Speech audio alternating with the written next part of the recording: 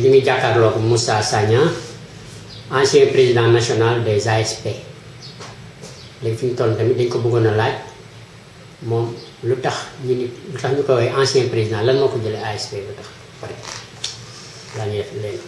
Asalaamaaleykum maa ngi nuyu ñëpp di nuyu waa Sénégal bon li indi ancien président bi on m'avait élu président de l'amicale nationale des ASP du Sénégal. C'était en 2014 à Fatick boobu ñu ngi doog a sos ASP bi. On a déroulé pendant 2 ans presque. Après il y avait des problèmes de principe entre moi et l'ancien directeur général Pape Khaligna sur des principes de travail. Il a fait une radiation illégale. J'ai quitté, mais je restais toujours membre de l'amicale. Je ne suis plus le président, mais je reste membre toujours de l'amicale. En vrai, c'est toujours membre de l'amicale. Mais quel problème nga amoon ak moom? Waaw, les problèmes de travail, comme mutuelle de santé bi, comme des articles qu'on avait écrits sur les contrats, d'accord wuñ ci woon wala appliqué wu ko. Bon, su ma ko laajee c'est ça moo nekkoon gêne bi. Bon, il travaillait pas, honnêtement parlant. Moo tax le président l'a démis de ses fonctions quand même. Là, par là, moom, je sais que le président gis na li ma doon woote quoi. Léegi bon, suivant les textes, ASP ñaari weer moo leen dese seen contrat jeex te fi ñu toll ils sont au nombre de 10 000 mères ak pères de famille yoo xam ni fii ak 2 mois dootuñu liggéey. Bon, je pense 7 000 maintenant, je pense, su ma juumul ci chiffre bi. 7 000 maintenant, c'était 10 000. Comme l'a dit le DG Birame Faye hier à la RFM, y a des gosses yoo xam ne après mujj nañu admis ci concours yu bëri dem après le nombre a été diminué pour mu des 7 000. Mais on a renouvelé leur contrat à 2 reprises. Bii 2 mois moo ci des.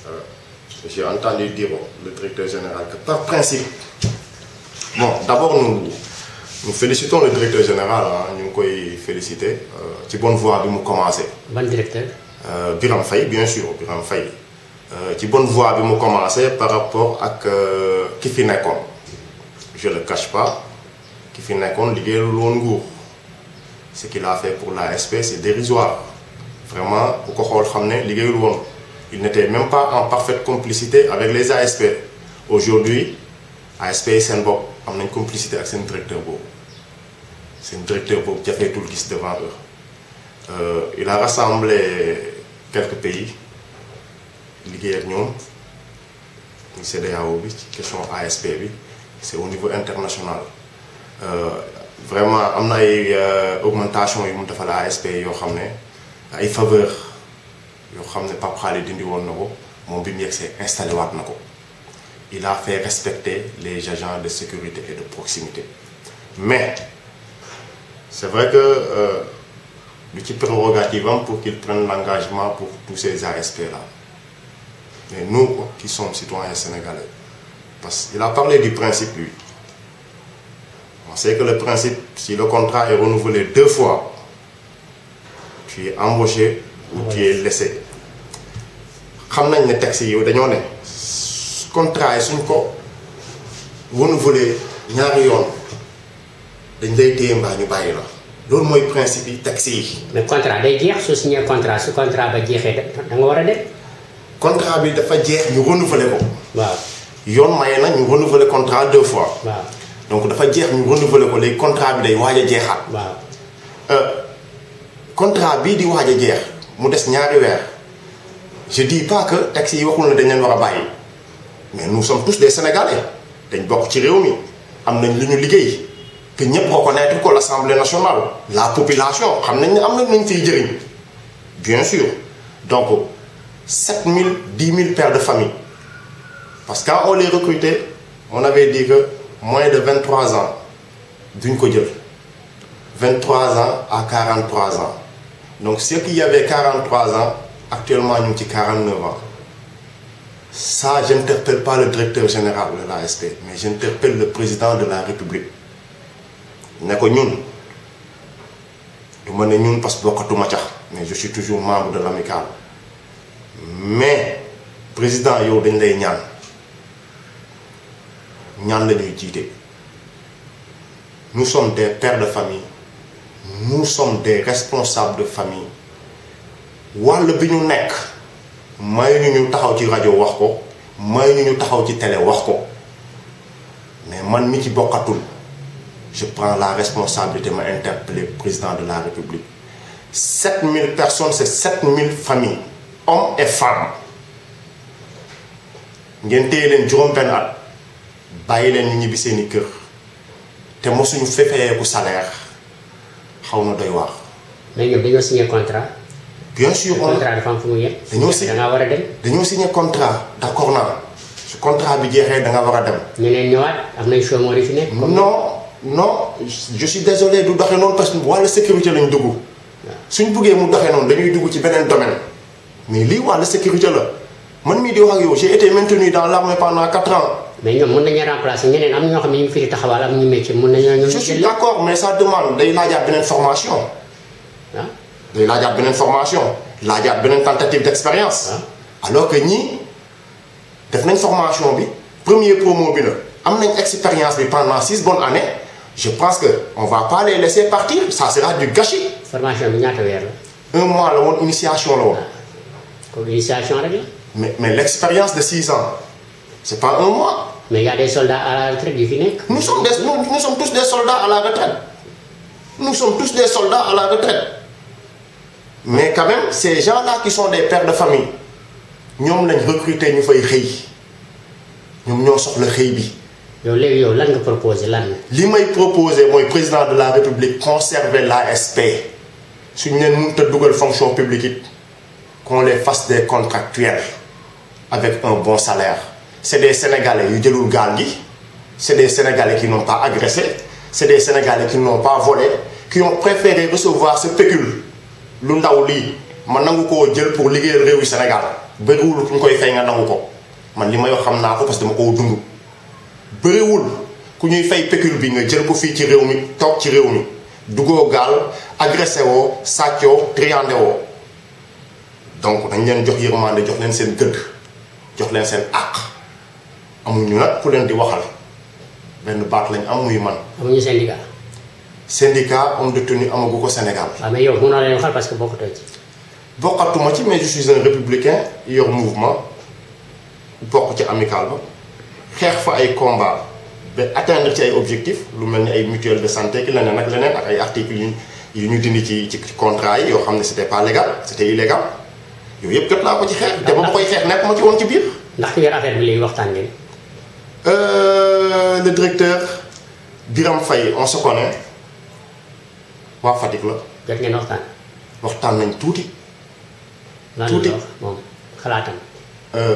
waxuñ ci. fin de contrat bi. waxuñ ci fin de contrat man ak moom wax dëgg fa yàlla waxuñ ci fin de contrat waxuñ ci lu jëm ci aussi ASP bi vraiment on déggante nañ nii rek waaye waxuñu lu jëm ci ASP bi amaan na peut-être suñ toogee ma doo koy wax sama. la ma soxla ci ASP ba leneen li mooy c'est un directeur général comme tout le monde bu yegsi je le jette pas de fleurs ku ma xam-xam ne man du ma sànni kenn fleur mais sécurité dafa am nu muy doxe te bi mu yegsee loolu la commencé wone et quand je l'ai vu je l'ai apprécié honnêtement parlant waxuma ne suba su deful yoon du ma ko wax déedéet dama ne j'apprécie jusqu'à présent ce qu'il fait. Pourquoi? Parce que mu ngi dox lu jëmale agent ASP bi kanam agent bi laa wax le nouveau DG mu ngi dox lu jëmale agent ASP bi kanam agent bi donc j'apprécie ses actes j'apprécie ses social depuis mu yegsi social gisuñ ko woon ASP gisul woon social au niveau de ses agents avec l'ancien directeur mais avec l'actuel directeur ñu ngi gis social soo bëggee rendez-vous ci 24 heures yi di nga ko gis paraît-il agent yee ko confirmé c'est pas moi parce que ñoom ñoo may wax ci 24 heures yi di nga ko gis l'autre on restait 1 mois je l'ai vécu avec lui sur la même direction soo ko bëggee gis doo ko gis et c'était dans le cadre du travail. mais importance bi yëpp lan la mooy sécurité bi. sécurité la. mais terewul Sénégal ay meurtre kese la ñaari fan yi nekk nga dégg rendi nañ nit. lan la ma fi seen njëriñ. monsieur Diallo meurtre. dama bëgg buñ ci di sori. parce que mooy manque de sécurité bi moo tax. non je crois pas. Sénégal du ma ne manqué na sécurité mais du ma ne am na sécurité amul benn sécurité bu parfaite à 100%.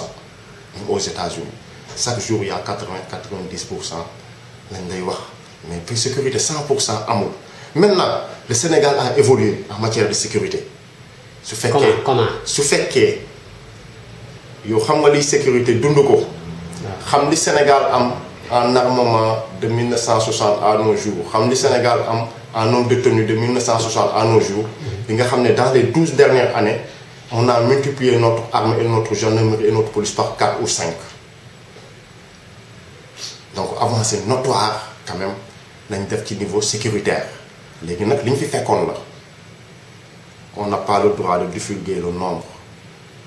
donc waaw loolu amul importance parce que bu njëkk ba meurtre yi am léegi daawul am bu njëkk ba bien que ñu ngi avancé am nañ armement personnel bi yokku na soldats yi am nañu ay armes policiers gendarmerie ils sont bien organisés. mais bu njëkk ba loolu amul woon terewul rek yaa ngi gën a bëri gën a ñaaw.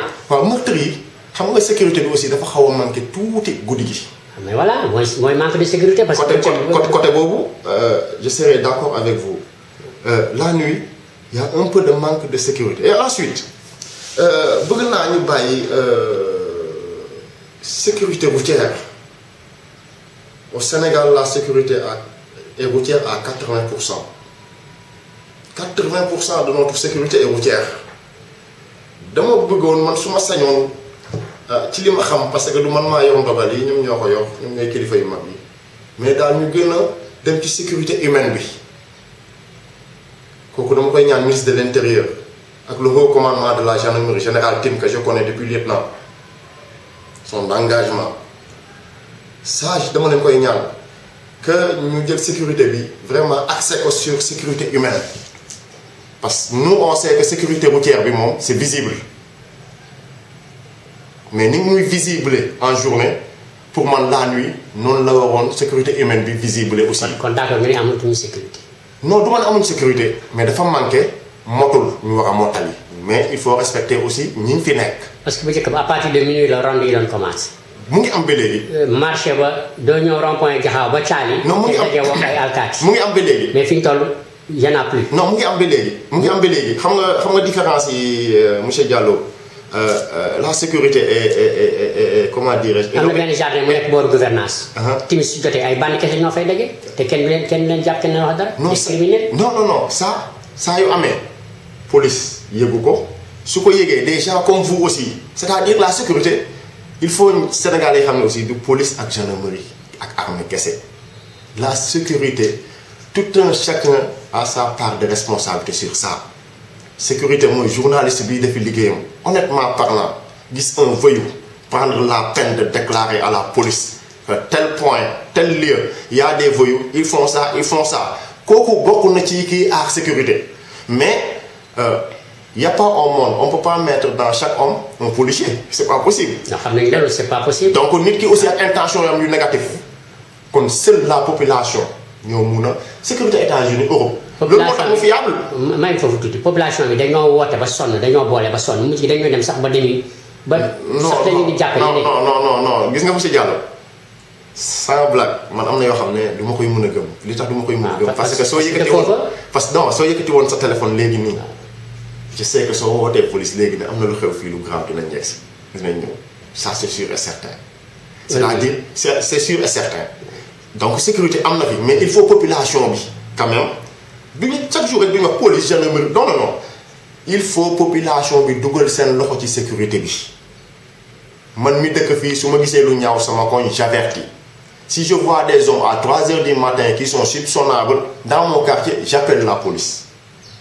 suñ ñëwul j'appelle la gendarmerie mais dina am ku ñëw dina am intervention quoi qu'on puisse dire dina am intervention mais nag population bi dañ seetaan police ak gendarmerie trop ci sécurité bi nit ñi di ci abusé wu seytaane aussi di ci dugg tantôt rey la fii tantôt rey fait à Kaolack meurtre yi bëri na c'est vrai ça on n'en disconvient pas mais police ak gendarmerie mënu ko sécuriser à 100%. xoolal Touba am na police am na gendarme am na lépp terewul.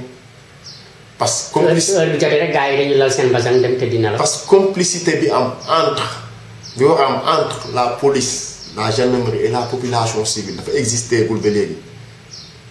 En Europe aux États-Unis seen sécurité su fiable c'est ça da ngay nekk ci kër sax yuuxu am rek on n'essaie pas de comprendre ki dëkk à côté il fait appel à la police rapidement la police arrive. mais bu njëkk Sénégal loolu moo fi amoon.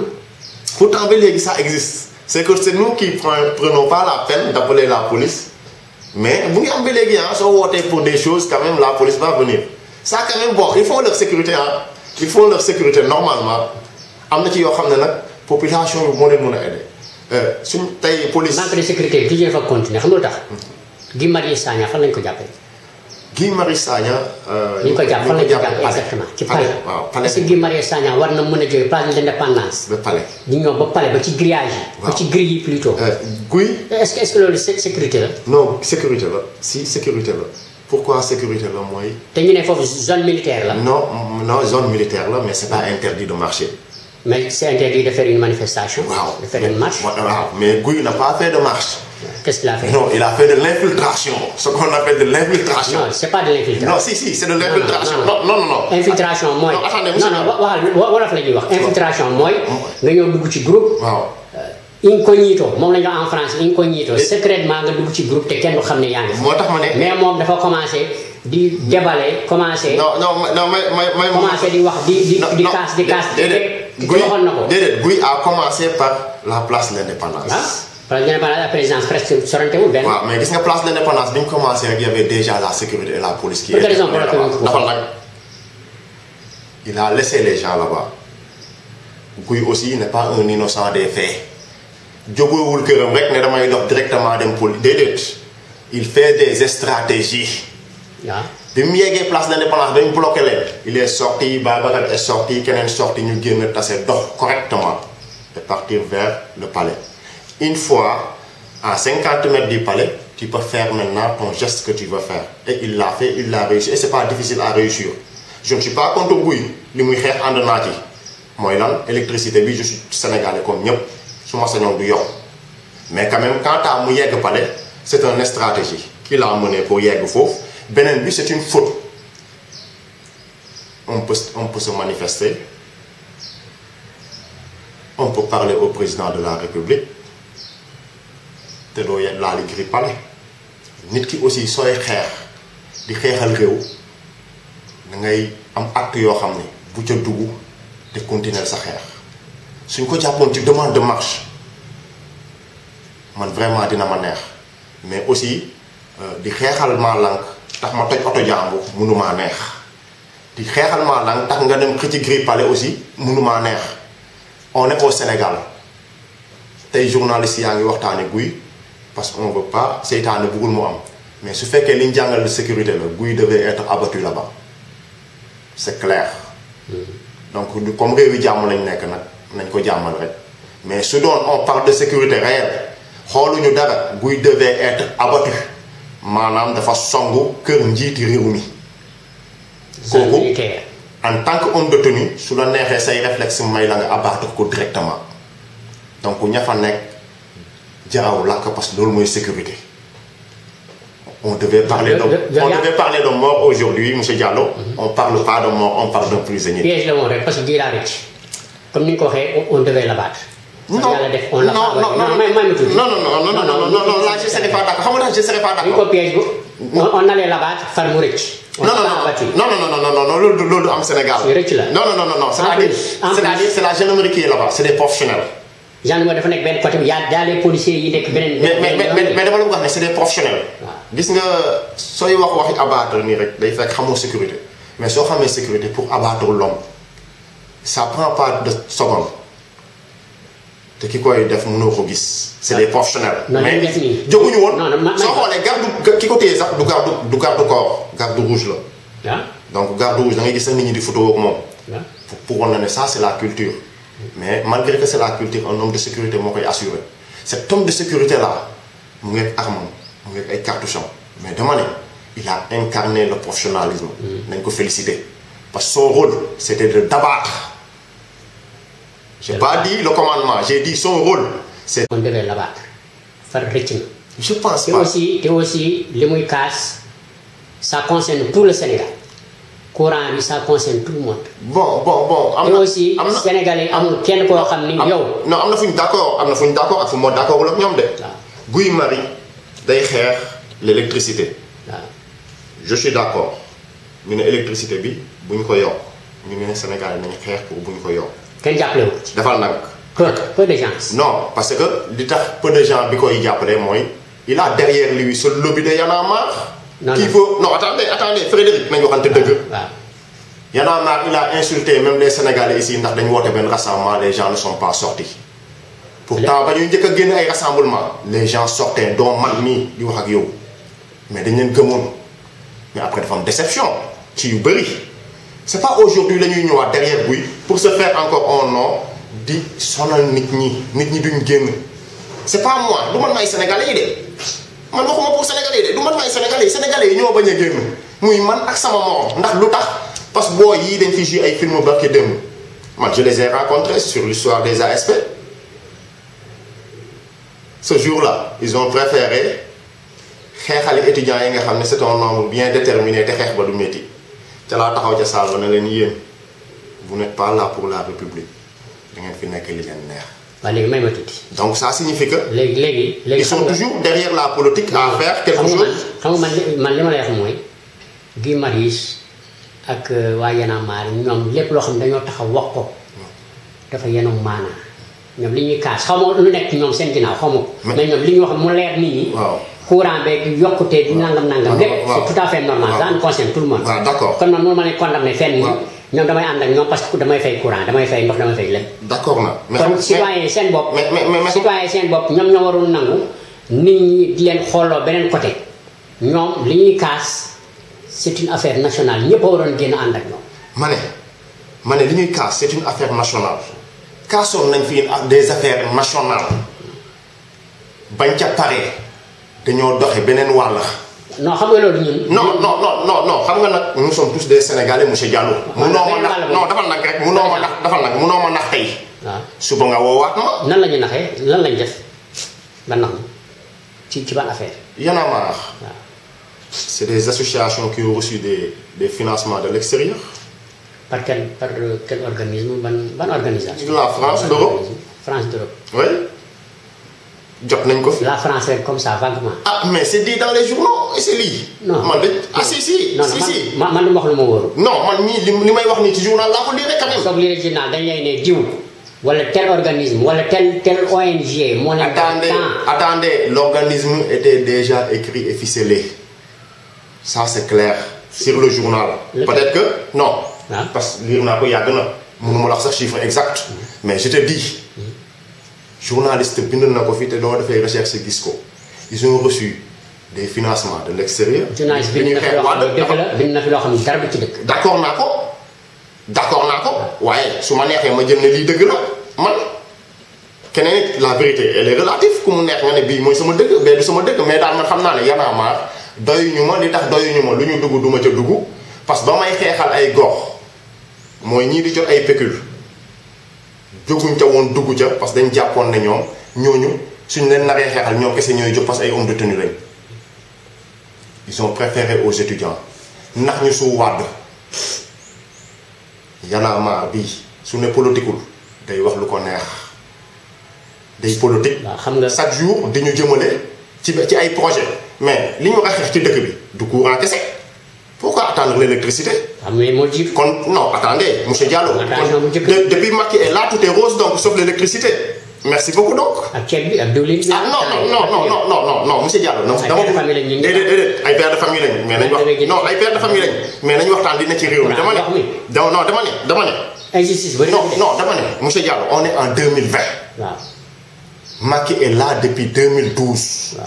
donc dama ne man. kon tout a été rose de 2012 à nos jours ba ci courant bi. waaw loolu rek laa bëgg a laaj parce que dégguma leen yënguwuñu. waaw mais léegi nag su fekkee tout a été rose ba ci courant bi kese moo des le président accepte de recevoir ñoo lank. il les a reçus. il accepte de les recevoir là. kon nañ dem gis ko waxtaan ak moom ba xam. Comme tout est rose, suñ ko le président, tout est rose sauf l'électricité. Je pense que sacrifice il y aura sacrifice, vraiment. Mais tant que nous sommes révolutionnaire, non, on révolutionne qu'une seule fois. Révolutionnaire, ils n'ont pas suivi leur ligne. Comme la société, depuis 2012, Macky comme président. Il est là avant 2012 comme ministre avec Wade. Mais 2012 ba 2018 déggoo kenn kaas. Parce que xool nañu nee nañ lii jaadu na mais bi ñu gisee nga xam ne lu jaadu mais dañ am nañu droit wax ko. lan moo jaaduwul courant. yokk courant yokk ndox yokk lépp. déedéet. pétrole. déedéet xam nga courant moom su yokk pétrole su yokkoo rek en général lépp yokku. waaw d'accord nañ ci. waaw ba pare jël suñu ay pétrole nii saa non dafal nag non dafal nag rek. loolu yeggaguñ ci baal ma répondre bi balaa ñuy dugg ci pétrole bi mun naa ci wax parce que boobu ma wax ci daf may neex malgré que je ne suis pas un expert. gis nga président Macky Sall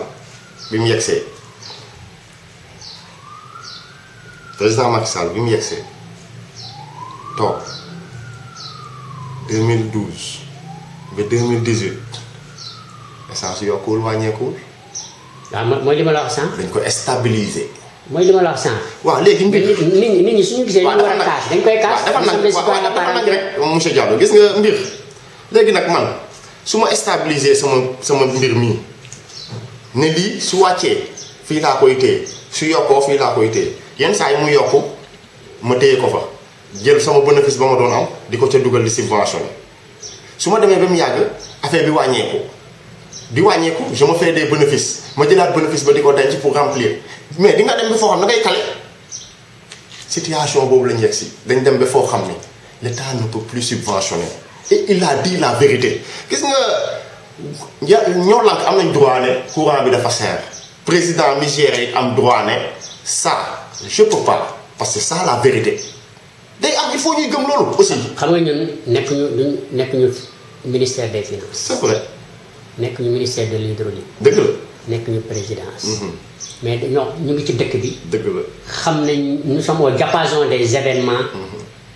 internationaux.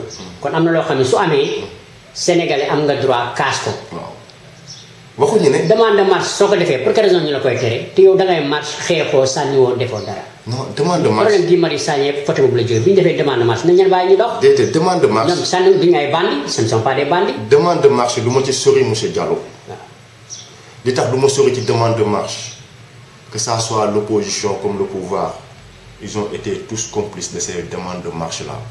Sinon dañ na Sénégal bu yàgg ci démocratie parce que ñuy xam-xam wees na ko duma blâmer pouvoir ci demande de marche laisser cette opposition jamais ils sont tous complices de ces articles là de Ousmane Ngom l'arrêté là terminé ils sont tous complices totalement donc mënu leen def lii après génn di opposé wu di wax lu leen neex mooy li nga wax léegi les Sénégalais maintenant sont mûrs dañoo ñor c'est monsieur Diallo Frédéric moo génne benn règlement tey suba moom moo dindiwaat règlement boobu tegal ñu beneen règlement gannaaw suba mu teg beneen règlement sénégalais yi ignoré la point vraiment si demande de marche boobu c'est l'opposition ñoo fi def arrêté bi tey parti au pouvoir xeex nañ ko bàyyiwaat ko fi ñeneen ñiy ñëw ils vont encore laisser ça c'est sûr loolu mooy idéologie politicien sénégalais. waaw léegi yow la wax ci problème Guy Marius Sagna dañ koy war a tëj ci kaso wala dañ ko war a bàyyi. Guy doit être. doo juge nag doo procureur. Guy mais sa xalaat. Guy ci sama xalaat Guy dañ ko war a bàyyi mu ñibbi ci ay mbokkam li tax mooy réew jàmm koy tëgg. parce que deful luñ ko war a jàppee. wala def na luñ ko war a jàppee. def na luñ ko war a jàppee. nit aussi sooy wax da ngay wax te yàlla il a violé. il a violé. te ce qu'il a violé est trop grave. on l'a fait violer. de toute façon c'est lui qu'on a vu en tant qu'humain et responsable. parce que li mu waxoon ñoom li ñu waxoon su ñu ko defaloon li jëm di ci am. de toute façon am na amul suñ la ko defalee c'est pas une obligation. pour nga violer gouvernement nga yor ngay soldat yor ngay alkaati yor ngay gendarme looy ragale ñaar nit wala ñetti nit. non du ragal ñaari nit. pour ñu def seen marche wala nga ragal population bi def seen marche. non population bi yoruñu fetal yoruñu xeer yoruñu jaas yoruñu paak. non du noonu la ñuy analyser marche. vraiment du ni nga ko analyser nii du noonu lañ koy analyser. man ci camp laa juddoo yaru ci ay camp. je sais mais est-ce que xam nga ne day am conseil de sécurité chaque semaine à la présidence. mais bien sûr. donc ça signifie que la sécurité c'est quelque chose qui marche. c'est des circonstances chaque jour am na lu bees moo tax chaque semaine muy am réunion pour. d'accord nañ ni loi suñ ko tegee dañ ko war a respecter citoyen yi dañ ko war a respecter. ci guy mi ngi ma laaj. arrêté boobu arrêté Ousmane Ngom boobu d'accord naa ne dañ ko war a respecter mais nit ki bu ñu la laaj seeni droit nga bëgg leen xañ seeni droit loolu moo indi li problème yëpp moo ko indi. ma ne. waaw léegi yow exactement nii rek. ma ne Guy Marius lan nga bëgg ñu bàyyi ko mu dem ñibbi. ñu bàyyi ko mu ñibbi ndax jàmm moo gën lépp. ma koy ne je l'encourage ci xeexam parce que c'est digne et noble mais ma koy ne aussi na bàyyi di violer les lois. yow yaakaar ne président am na ay conseils yu baax. je pense oui. quand même sama ay conseils yu baax nit ki du wax damay marche ñu tere la nit ki du wax damay def réunion. sitting ñu tere ko si gis nga. le président il n'est au courant de rien. non si n'est pas sur le terrain. non si gis nga Fred man mii sax oote naa réunion nguur aaye ma ko man mii sax nguur jël si na ma week-end un samedi yow bu ma tëj ma samedi je ne suis même pas à Dakar c'est des faits qui existent. waaw mais ça dépend ci réunion bi nga bëgg a woote soo bëggee wootee réunion boo xam ne day indi jéeya mais duñ la ko nangu mais su fekkee ni yow da ngaa ne. samay soxla laay wax soxla réew mi laay wax. te war la ko tere mais sa soxla aussi soo koy wax. di ko wax soxla réew mi. je suis pour sa libération quand même ah. libération. gi par exemple yow da ngaa yéene pour ñu bàyyi ko. te ci biir wax ji nee nga effectivement li mu def li mu laaj li muy kaas ça concerne tous les Sénégalais. yow ci nga bokk. moo tax nit ñi dañu waroon a génn jàppale ko mais peut-être erreur am mooy dem na palais zone dugg na zone militaire. heure bii kenn waratuñoo wax ay wax. mais dama la bëgg a laaj ndax moom yéene exactement tey soo doon jugé soo nekkoon yow tey juge nga yor dossier bi qu'est-ce que tu vas faire. bon doo ma ne soo nekkoon juge danga naan soo nekkoon njiiti réew mi. waaw lan ngay def ci kaayam. waaw tey su ma nekkoon njiiti réew mi. mën nga nekk njiiti réew mi naan juge bu bañ a les juges. non man su nekkoon njiiti réew mi da dul fanaan police sax jour bi mu jàppee gris yi duñ ko yóbbu police day delluwaat këram tëddi man si j'étais le président. soo xoolee ñu ma àndaloon genn wàll gi yëpp bàyyi nañ leen ah. beneen bi. li tax ma bëgg ñu bàyyi Guy mooy comme on a libéré tout le monde yoon xaw ma nag la nekk ca dossier ba ba tax ñu libéré ñi téye ko fa mais daal jekkul ci ay bët. ñu gis ñoom ñëpp ñu jàppandoo gris palais bi ñu bàyyi ñëpp. mu des kenn ñëpp ñu bokk li ñu def. waaw ñu bàyyi ñëpp téye fa kenn jekkul ci bët jekkul ci xel neexut a dégg it beneen bi it may ne Guy ce pays là demande discipline quand même on peut s'opposer sans dire des mots vulgaires on peut ne pas accepter mun nañ bañ a nangu courant bi. kaas ko sans wax ju ñaaw mais vous faites ça c'est des conseils je suis avec vous hein, sur votre combat c'est noble mais c'est des conseils que je vous donne soo ma dégloo nit ki munoo di xeex ak moom ne xeexi courant ngay xeex ba pare di wax ju ñaaw joo xam ne su ko nit ki déggee xolam day tàng et ça devient un combat humain amul njëriñ seen xeex façon xeex yooyu xeexi opposant lay nirool moo tax après en fin de compte beaucoup de gens vous prennent comme des opposants alors que vous ne l'êtes pas da ngay xeex rek te yàlla tax gëm naa la parce que ni ngay dunde naa ko ci ay combat man kese kon nag gëm naa la waaye nag man dama jàpp ne mun nga combat doo saaga doo wax ju ñaaw te doo violer loi bi les lois ay nit a ko defar mun nga leen contourner légalement essaye et réfléchis de les contourner légalement ça existe. waa léegi Guy Marius ak ñoom lànk ñoom li ñuy kaas yëpp daa bëri à part courant beeg dund beeg nangam troisième mandat bi sax dem nañ ba dañ koy wax yow troisième mandat bi loo ci xalaat. troisième mandat bi sama xalaat laa ciy wax sincèrement parler dund nañ exemple bi. avec Wade. xam nañ foofu li yoon may ak li yoon mayewul je ne suis pas un expert en droit aussi comme ni ko gaañi di waxee dañ ciy wax rek li nga xalaat mais daal jàpp naa ne te 2012 Wade ba mu ko bëggee ñun ñi jàngul droit ca lañ jànge li ñuy wax la loi n'est jamais rétroactive ñun les Sénégalais lambda ñi nga xam ne jànguñu droit ñun ca lañ ko jànge woon léegi nag ba conseil constitutionnel appliqué ko ndax la loi n'est jamais rétroactive man sama laaj mooy benn est-ce que loi boobu nga xam dañ ne woon ce n'est jamais rétroactive est-ce elle le sera ci mandat Macky Sall bi beneen bi ñu ne personne ne peut faire 2 mandats consécutifs la ñu wax je pense de 5 ans mais Macky a fait 7 ans et 5 ans man Moussa Sagna je le souhaite qu'il soit candidat. Que Macky Sall soit candidat. Oui, il en a le droit. Il y a des Sénégalais qui sont là, qui le soutiennent positivement. Su fekkee yoon may na ko na nekk candidat su ko neexee su ko soobee maintenant nag je suis d'accord ak moom ci kàddu yi mooy lan du moment biñ ci war a wax mandat bi mu nekk des na lu bëri kon moom waragu ca mu ne wax ku ci nekk politicien bu ne am nga sa stratégie léegi nag beneen bi mooy les africains koo wax ne 3e mandat déedéet amul droit africains yi dañ bëgg a dund slogan je suis désolé. Non, l'Africain dit le slogan. Non, pas de 3e mandat. Non, mais il faut, ma constitution, def la ne rek kenn amul droit def ñaari mandat yu tegal ñaari mandat. Waaw. Tegal ñaari mandat. Loolu kañ nga fa constitution bi wax. ñaari mandat daal nga war a yor. Waaw, loolu kañ nga fa constitution bi wax laa bëgg a xam. Non, parce que j'ai voté.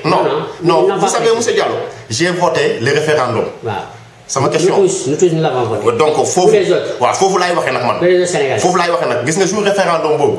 dafa fekk biñ koy def mu ngi ci mandat Macky Sall.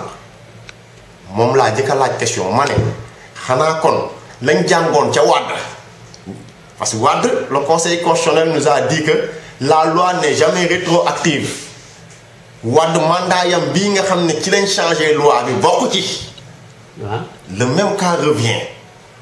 C'est le même cas et la même chose. ci biir mandat Macky Sall lañu defee référendum ne ku defati ñaari mandat ba ñuy wax loolu yaakaar naa mandat boobu Macky toog taxu ñoo jóg. léegi yow nan nga ko waxee nan nga ko interprété est-ce que dégg nga waa CEDEAO li nga. CEDEAO jiite wuñ suñu réew mii dañ cee bokk.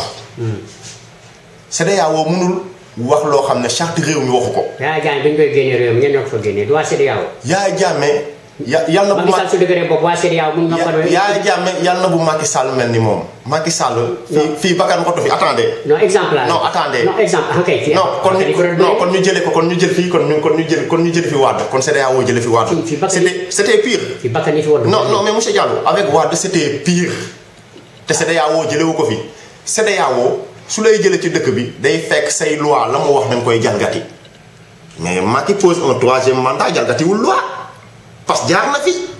et devant les Sénégalais su fekkoon première fois la di man mii dinaa bokk ci ñuy jaxasoo mais heureusement pour tous les Sénégalais la même chose est passée Wade jaar na fi def benn référendum conseil constitutionnel ñu yor suñuy droit ak suñuy loi ñu dënk leen ko ñu taxaw nañu la loi n'est jamais rétroactive donc mandat Wade ja bokk ca man en tant que citoyen lambda man tamit may laaj ndax mandat Macky Sall bi ñu defee référendum bi dañuy rétroactiver loi bi wala la loi n'est jamais rétroactive si c'est jamais rétroactive nag Macky doit être candidat léegi nag c'est aux Sénégalais de voter pour Macky ou de ne pas voter pour Macky mais aussi c'est pas des gens yi nekk place de France di guider nit ñi sur les médias ah non ils l'ont fait en 2012 Macky dóor leen ils étaient là à parler dans les médias yaakaar ne ñoom lañu Sénégalais yi di déglu alors que Sénégalais yi dégluwuñu ne biñu paree ils ont voté pour Macky bi aussi c'était pareil kenn moomatul conscience sénégalaise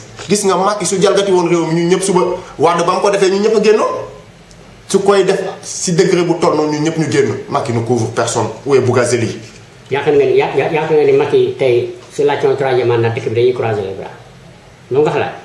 bon mun nañ bañ a croiser les bras l'opposition n'a pas le droit de croiser les bras si Macky demande un 3e mandat il n'a pas le droit de croiser les bras mais les Sénégalais xam nga seen choix la. choix bi mënuma ko natt mënoo ko natt mun nañ génn ko mun nañ bañ a génn suñ génnoon aussi si boobaa mooy comme li fi Y'en a marre defoon génnoon nañ fi bu xeexal Sénégalais yi nee nañ Sénégalais yi génnuñu après ci lañ génn saaga Sénégalais yi sax après di jégalu jàkkaarloo parce que loolu li koy indi mooy conscience bi ngeen ñuy incarné gëmatuñ leen donc opposition Sénégal dafa toll foofu dafa dem ba kan mooy opposé wu fii Idrissa Seck est le leader et il est calme serein. Pourquoi? Mais parce il ne veut plus parler. non parce que c'est un homme d'État. élection lay xaar rek. bien sûr moo tax ma ne c'est un homme d'État personnalité bu mag la. wax na ba tas ah. non waxul ba tas de day wax li mu war a wax. su ca paree toog. mais moo gis na dëkk mu am ñoo xam ne nag dañ fi nekk di wax rek. gis na dëkk bi ni muy doxee dara baaxu ci pour moom quoi ak ñi moom la. non son rôle c'est de dire dara baaxu ci parce que c'est un opposant man foofu laay waxee. son rôle c'est de dire dara baaxu mais nag ñun dañu war a jóge ci politique boobu dañu war a nekk ci politique yi dara baax na. waaye li baax li troisième mandat soo bokkee affaire soo ko waxee rek allez on te dit ay dégage. non parce que dañ dem. poison. non ñi ko ci wax Papis Kaba la. waaw Souri Kaba je me connais on a grandi ensemble c'est pas à lui de dire au président s'il doit être candidat ou pas. xalaatam lañ ko laaj. moom la Sénégalais. non président bi moomu ko. non suñu lay laaj sa xalaat nañ la laaj sa xalaat yow sa xalaati bopp mais candidature yi nit ki mënoo ko écarter moom dans ses propos il a écarté le troisième mandat de Macky. waaw. est-ce que yoon moo ko wax loolu. écartement bi. non c'est-à-dire soo nekkee ci biir nguur. di liggéeyal président de la république. mu dax troisième mandat moom dafa maîtriser texte yi. non soo nekkee ci biir nguur non maîtriser wul texte yi parce qu'il n'est pas un homme de droit Papis Kaba. soo nekkee ci biir nguur daal même su nguur gi def lu dul yoon da nga war a ànd ak ñoom. non du question ànd ak ñoom. kon loolu moo tax ñu dàq Jaxate. Moustapha Jaxate affaire. non Jaxate non nañ. kooku c'est un homme juste. non même cas bi la non may ma sa justesse kañ nga ko montré. kan fi. Moustapha Diakhaté sa justice. Moustapha Diakhaté c'est commencé ànd ak Macky ba léegi. Moustapha Diakhaté c'est les poisons de la politique sénégalaise. comment. c'est des gens qui font toujours des calculs. def naa ak moom premier mandat jeex na deuxième mandat bi mu ngay waaj a dem du nekk troisième candidat xaaral ma commencé toj kaas yi mais nit munoo ànd ak sa mag ak sa rak ngeen bokk kër chaque jour ngeen di wax ci sutura loo bëgg a kaas ñëw kaas ko ci biir kër gi ba pare soo génnee ca biti jékki-jékki rek génn ci biti di wax non je ne suis pas d'accord su fekkoon ne depuis bañ ko falee président groupe parlementaire ba léegi nii lay doxe dinaa ko ci fonk mais xaar na nekk président groupe parlementaire ba mu jeex mu nekk chef de cabinet ba mu jeex mu doog a génn commencé nag di wax la ko neex. mais moom Moustapha Diakhaté. lii la mos a doxee nag. mosul doxee nii. ah non yow. non parce que Moustapha Diakhaté PDS bi mu nekkoon. daa am foo far quoi moo tax. non. xam nga man far moo fi. non PDS bi Moustapha Diakhaté nekkoon on était là-bas man faruma fenn. mais bi mu gisee lu yoon da koo wax. man monsieur Diallo je ne suis pas un militant de l'APR. non yow sa mouvement nga yor sa mouvement ma wax. développé. waaw buy di xool li baax nag. mouvement de développement bu soutenir APR. su ma non. ah vous ne soutenez pas l'APR. non je soutiens l'APR. parce que le président de la République. ba pare moom moo ma seet si. waaw mais yoon le président moo ma seet si mais ay nitam ñoo ma seet si man nit opposition mosuma seet si man. waaw donc ki la seet si. moo la yëpp ñoo lànk su ñoom da ngay ànd ak ñoom. ñoo lànk mënuma ànd ak ñoom ci principe bi. ñoom ay dëgg la ñuy wax. non waxuñu dëgg parce que ba may xeex dëgg nangu ñu woon xeex ak man dëgg ba. mooy ces ASP yi ñu fi taaj tey. non mais gisoo leen est-ce que. dañoo toog ci table on a discuté pendant des heures. ils ont préféré aller combattre avec les étudiants nga xam ne ils sont nombreux seen xeex day feeñ. j'ai été à leur bureau pendant à 2-3 reprises dañu toog réunion wax mais ce jour-là laa leen ne yéen vous êtes pas des républicains donc ñoom mënuñu ma convaincre ma ànd ak ñoom ils font de l'indiscipline. xeexaluñu réew mi. te ñun suñu aada ak suñu cosaan. moo tax kenn du génn ànd ak ñoom. léegi pour jeexal émission bi dama la bëgg a laaj Macky Sall ban kàddu nga koy wax loo koy wax quoi. président de la République. su yenn affaire yi ñuy jàppee ay faute la quoi. faute maanaam. comment ñu jàppee ni dund baa ngi yokk te dund su yokkoo ci réew day delloo réew ginnaaw parce que ñëpp am ñu ay moyens muy benn ñaar.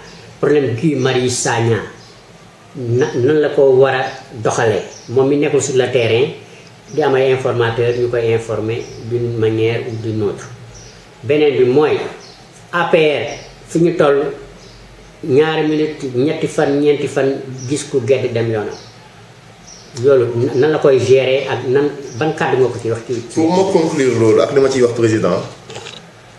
mooy damay njëkk a répondre question bi nga mujjee moo ñuy fàq di dem seen yoon ñun de jotuñu ci nguuri Macky Sall 1 franc je le dis haut et fort mais Macky moo dàq ñooñu di dem yëpp politique gën leen a xam ndoxtu yi ñooñu nag c'est des stratèges comme li ma la wax nii rek mooy politiciens yi nga xam yëpp fi mu toll nii ay éponge lañu ils sont un peu partout et ils font des calculs ah Macky def na 2e mandat 3e mandat nañ xoolee ku ñu àndal ndax ñu faluwaat parce qu'ils pensent que defar dëkk bi mooy nga falu ñooñu mooy ñoom Moustapha Diakhaté yi y en a beaucoup nag yu mel noonu soo xoolee de 1960 à nos jours genre Moustapha Diakhaté yi ñoom kese ñooy gérer suñu nguur ñooy jóge fii damaat fee jóge ci kee ils ont fait tous les pouvoirs de Senghor Wade Diouf tout le monde parce qu'ils font des calculs mandat baa ngi waaj a jeex nañ daw ca opposition parce que am na ku fay falu obligatoirement kooku dinañu sédd c'est ce même système qui a continué les Niass ils étaient là avec Senghor ils étaient là avec Wade les Djibo Ka les Tanor ils étaient là avec encore avec Diouf donc ils sont là encore avec Macky les Aminata Mbengue Ndiaye ils sont là depuis Diouf ils sont là avec Wade ils sont là encore avec vraiment Sénégal système boobu ñu jël c'est un peu sale te moom moo indi wax ji nekk biir opposition. Guy Marius Sagna ma koy ne président ku ko xam nag xam ne toujours problème yi justice daf lay wax na justice def affaire am ba pare man ma doog a jël sama décision loolu la ko Sénégal yëpp xamee. ci waxee. ci non après moom lay jëf. non après moom lay jëf. parce qu'on a jugé des gens on les a enfermés après gracier na leen quand même. ñemewoo ko waat. donc ah. li nga wax ni ñemewoo ko waat. ah si Macky gracier wul Khalifa Sall. non Macky gracier wul Karim. non loolu sunu laa moo ñu ko may. non dama la bëgg wax ne loolu ñaar nañ ko di ñaan mu taxaw di wax ne tant que justice defu ko. attewul du ma ci mun a dugal sama loxo et je pense aussi. le cas de Guy Marius Sagna. dama la ne. loolu da nga ko dégg nii rek mais dara leeru la ci. bon li ci li nekk ci biir xam nga bàyyi xam nga lan moo ci leer. li ci leer mooy Karim Wade a ngi woon kaso Khalifa Sall a ngi woon kaso li ci leer mooy président gracier na ko ba mu leer ñu mu génn kaso mu ngi dox soxla. loolu mooy li leer xam nga loolu mooy suba yàlla la parce que nit ki kenn xamul fay. loolu suba yàlla ñëpp la suba yàlla président la seen yàlla seen suba la aussi. donc suba yàlla bi mënoo ko féetale opposition kese c'est pour tout le monde suba yàlla moom c'est pour le président et c'est pour l'opposition. waaw léegi ñu ñëw ci dund bi yokk rek à la minute quoi. pour le cas de Guy aussi. il faut que Sénégalais yi di wax nit dëgg. looy xeex dëgg Guy Marius Sagna t'as pas droit à violer les grilles du palais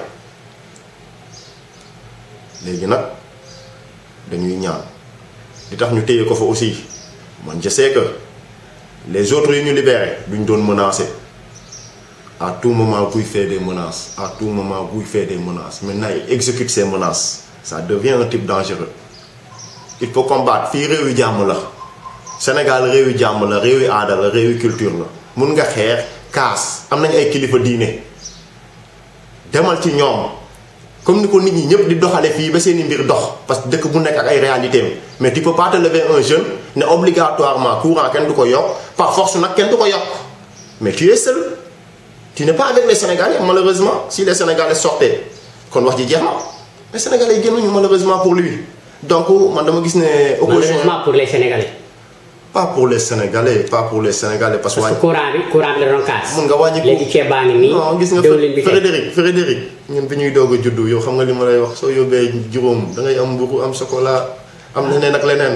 donc c'est le monde qui avance. mais Sénégal ko dellu ginnaaw non ce monde là Sénégal yoru ko malheureusement yeneen dëkk ñoo ko yor donc ñun amuñu dara luñ ciy wax ak luñ ciy def. yoo xam nga yow ku la newoon ni Sénégal am na gaz ñu ngi ko fi exploité depuis 1974 yi dañ ko gëm. si naa ko gëm parce que je savais sax. ana xaalisu gaz yi yéen a ngi ko sentir.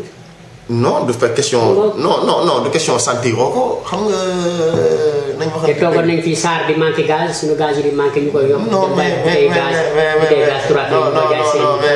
malheureusement man foofu. je crois que c'est normal. non monsieur Diallo mënu ma ci wax lu bëri malheureusement foofu parce que en matière de pétrole et de gaz seen exploitation yi dañoo am lu ñuy wax ay xawma lan majeur ak yooyu comme fooruma ci. léegi na ñëw ci dund bi. comme fooruma ci bon. ñu yokk noonu guddi bëccëg rek. dund bi lépp day yokku parce que su courant yokkoo en général lépp yokku parce que lépp courant yi koy doxal donc kon nañ taxaw xaar ne lépp yokku na mais ce coup là aussi du Macky Sall moo koy gérer Macky Sall su sañoon suba kenn du fay courant Sénégal mais mënu ko il peut pas donc li mu mën la ñuy def tantôt c'est des gens qui disent que France dégage. Ces temps-ci, tu as entendu qu'on commence à critiquer les Turcs. Ñoom léegi ban réew lañ bëgg ñu liggéeyal soo tuddee France ñu ne la dëkku tubaab la nga tudd chinois ñu ne non chinois yi doy na nga tudd turc mais ñoom lan lañ bëgg ba pare ñoom mënuñu man yanaa maa gisuma solution bi ñu indi xeex la ñuy def mais amuñ solution. merci beaucoup. xam naa ne affaire daañu ko continuer ba beneen yoon.